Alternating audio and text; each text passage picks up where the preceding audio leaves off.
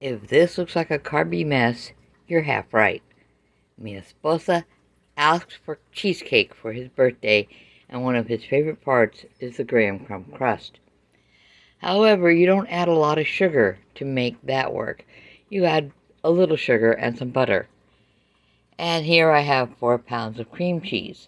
There will be some sour cream added in also, and 1 egg. And not very much sugar for the amount of food it is. And I will probably unpause this later and add some more information.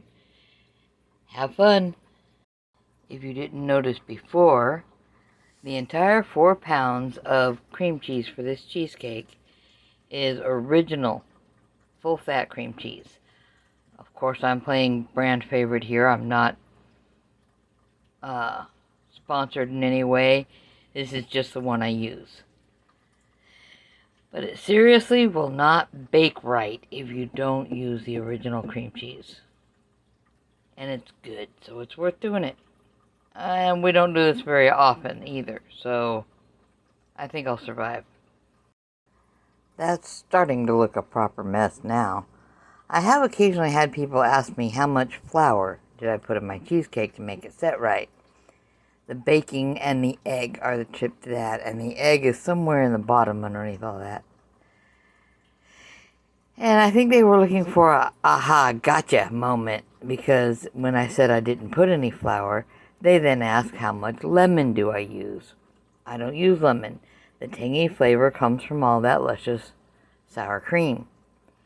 And if that's not enough, you can do another layer of a sweetened sour cream over the top after it has baked. If there's any cracks and you don't want it to be too ugly, you put a nice layer of sweetened sour cream, and then you bake just a little longer to give that a chance to do its thing. But it makes a pretty darn good cheesecake. And since I only have 2 hands, I'm going to pause this again and set my phone down while I blend the bejesus out of this. I'll be back. There, that looks a little better, doesn't it? All blended up. And it tastes great now, but a lot of people are really picky about consuming raw eggs. I used to be, but they don't bother me as much now. And I've done the whole job with a stick blender. It's a good one with lots of steel parts. My last one just got old and crumbled. It was horrible. I had better start heating up the oven now. Catch you in a bit. I'm back again. And this might get Jacques Pepin or Julia Child yelling at me if they were available in here.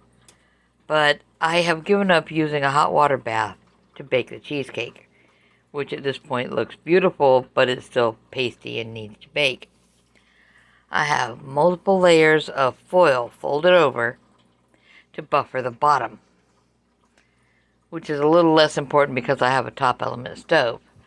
I'm going to wrap more foil around the outside and leave the edge up high enough in case of any drippiness where there's a little edge raised right there.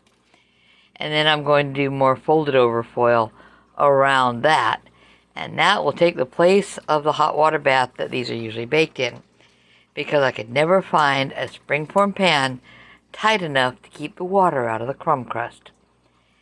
And why bother with a graham crumb crust if you can't have it munchy and delicious? Anyway, that's what I'm doing now. I will show this when it's done baking unless something goes wrong and I just delete the file. But most likely I'll be showing this. This foil-bedecked nightmare is what I've been using instead of a hot water bath to bake a cheesecake in. Now later on, I will open up and turn back this top and decide if I want to do the optional additional sour cream layer that I mentioned earlier. But the buffering of the folded over layers of foil underneath as well as around the side, and the slight buffering of the top foil there seems to be what makes a difference. And I have had people give me money to make them a cheesecake, so something's working. That's all I can say. And yes, that is my oven setting back there. My oven does not have a good temperature controller.